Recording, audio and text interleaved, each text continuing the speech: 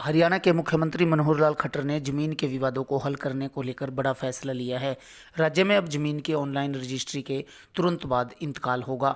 सरकार ने म्यूटेशन को ऑटोमेटिक जनरेशन मॉड्यूल शुरू किया है। बीजेपी ने विधानसभा चुनाव के घोषणा पत्र में इसका वादा किया था। हरियाणा में किसी भी तरह की ज़मीन की रजिस्ट्री के बाद म्यूटेशन भी ऑनलाइन होगा। प्रॉपर्टी म्यूटेशन कराए बिना स्वामित्व का हस्तांतरण पूरा नहीं होता। ज़मीन का म्यूटेशन सरकारी रिकॉर्ड अपडेट करने और ज़मीन के स्वामित्व में बदलाव के मद्देनज़र जरूरी है। बिजली पानी के लिए अप्लाई करते समय भी म्यूटेशन के दस्तावेजों की ज़रूरत पड़ती है। सीएम मनोहर लाल ने चंडीगढ़ में वेब हेल्थ में म्यूटेशन के ऑटोमेशन जनरेशन मॉड्यूल की शुरुआत की। मुख्यमंत्री ने कहा कि इस पोर्टल के लॉन्च होने से किसी भी संपत्ति का इंतकाल रजिस्ट्री के तुरंत बाद हो पाएगा। इसके साथ ही म्यूटेशन की जानकारी भी पोर्टल पर उपलब्ध होगी, जिसे कोई भी चेक कर सकता है।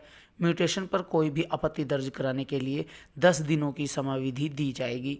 अगर कोई 10 दिनों के भीतर आपत्ति दर्ज कराता है तो म्यूटेशन को विवादित माना जाएगा और इंतकाल नहीं होगा। यदि कोई आपत्ति नहीं आई तो स्वयं इंतकाल हो जाएगा। उन्होंने कहा कि फिलहाल किसी भी जमीन या संपत्ति की बिक्री, मॉर्टगेज विद पोजेशन, पारिवारिक हस्तांतरण और उपहार का म्यूटेशन किया जाएगा। सीएम मनोहर लाल ने कहा कि वर्ष 2019 में इंतकाल की प्रक्रिया को डिजिटल बनाना बीजेपी के घोषणा पत्र की प्रमुख घोषणाओं में से एक था। पूरे सिस्टम पर गहन अध्ययन के बाद उन्होंने यह पोर्टल लॉन्च किया है। सीएम ने कहा कि व्यवस्था परिवर्तन के लिए ये पहल जनहित में है।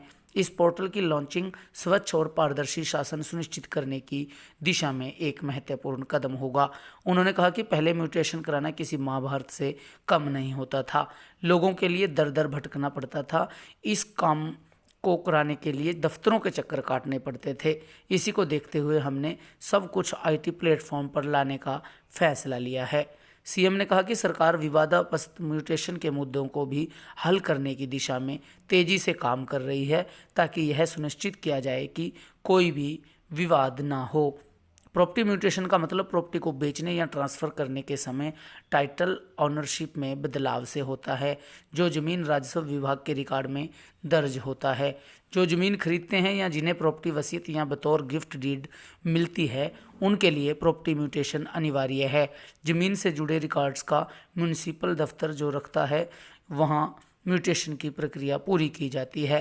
प्रॉपर्टी म्यूटेशन के लिए अप्लाई करने को लेकर कुछ राज्यों ने ऑनलाइन सर्विसेज भी लॉन्च की है।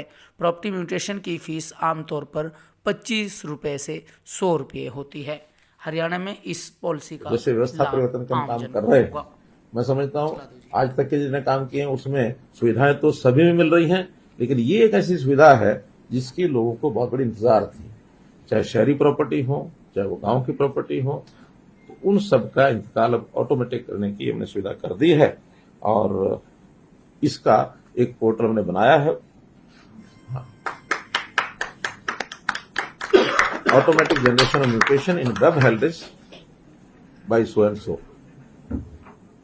अब जो इंतकाल है वो रजिस्ट्री जैसे होगी उसके तुरंत बाद इंतकाल करने की व्यवस्था वो शुरू हो जाएगी।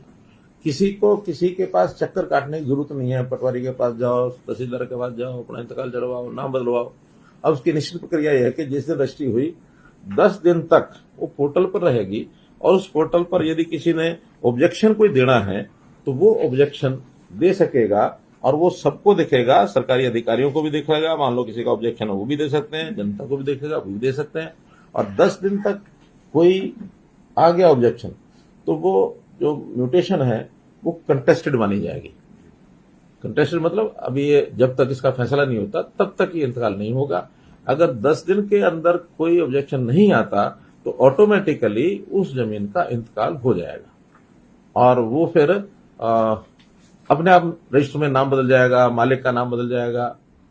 उसमें किसी के पास जाने की जरूरत नहीं पड़ेगी।